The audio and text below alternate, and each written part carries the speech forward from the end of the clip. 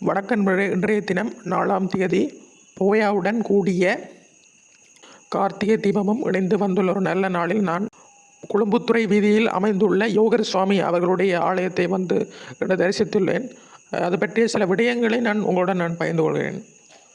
ஈழ நாட்டில் வடமாகாணத்தில் மாவட்டபுரம் என்ற இடத்தில் சைவநெறி தவறாத அம்பலவாணருக்கும் சின்னாச்சி அம்மையாருக்கும் 1872ஆம் ஆண்டு மே மாதம் 29ஆம் தேதி, அதாவது புதன்கிழமை காலையில் அவிட்ட நட்சத்திரத்தில் யோகநாதன் பிறந்தார். யோகர் சுவாமிகள் அவதரித்தார்கள். இளம் வயதில் சென்ட் பேட்ரிக்ஸ் கல்லூரியில் ஆங்கிலமும் செந்தமிழும் கற்றபின் கிளிநொச்சியில் நீர்ப்பாசன இலாகாவில் தொழிலாற்றினார். அவருடைய கிரக பலனாக நல்லூர் தேரடியில் செல்லப்பா சுவாமிகளை குருவாக கொண்டார்.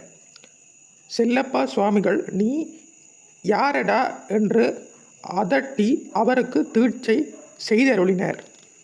அவர் குரு செல்லப்பா சுவாமி பின்னரும் 4 மகா வாக்கியங்களை அவருக்கு உபதேசித்தார்.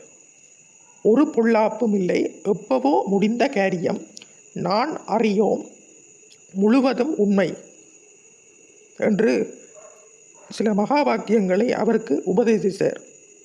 செல்லப்பா சுவாமியை சீடராக கொண்டு யோகநாதர் நல்லூர் தேரடியில் பல நாட்கள் தியானத்தில் அமர்ந்த பின் குருவின் மனதிற்கும் அவரின் பணிப்பின் படியும் நல்லூரை விட்டு கால்நடையில் காடுகள் மலைகள் கடந்து கதிர்காமத்தை அடைந்தார்.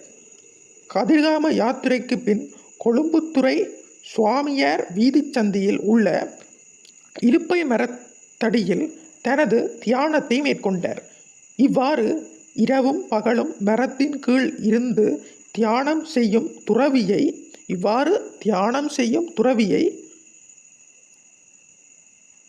இலுப்பை மரச் சந்தி வீட்டில் உள்ள சைவ நெறி தவறாத குடும்பத்தினர் வரவேற்று அவர்களின் வீட்டு வளவில் இருந்த குடிசையில் அமரும் படிவண்டினார்கள். அவர்களின் வேண்டுகோளுக்கிணங்க யோகர் சுவாமிகளும் 1914ஆம் ஆண்டு தொடக்கம் அந்த குடிசையில் தனது ஆன்மீக வாழ்க்கையை தொடர்ந்தார். 1961ஆம் ஆண்டு அவ்வளவு மாட்டுக்கொட்டிலை கூட்டும் போது பசுவின் திடீர் துள்ளிப்பாய்ச்சலால் விழுந்த பின் அவர் 4 கால் சில்லு நாட்காலியின் உதவி கொண்டு உலா வருவர். 1964ஆம் ஆண்டு பங்குனி திங்கள் ஆயிலிய நட்சத்திரத்தில் மகா சமாதி எய்தினர்.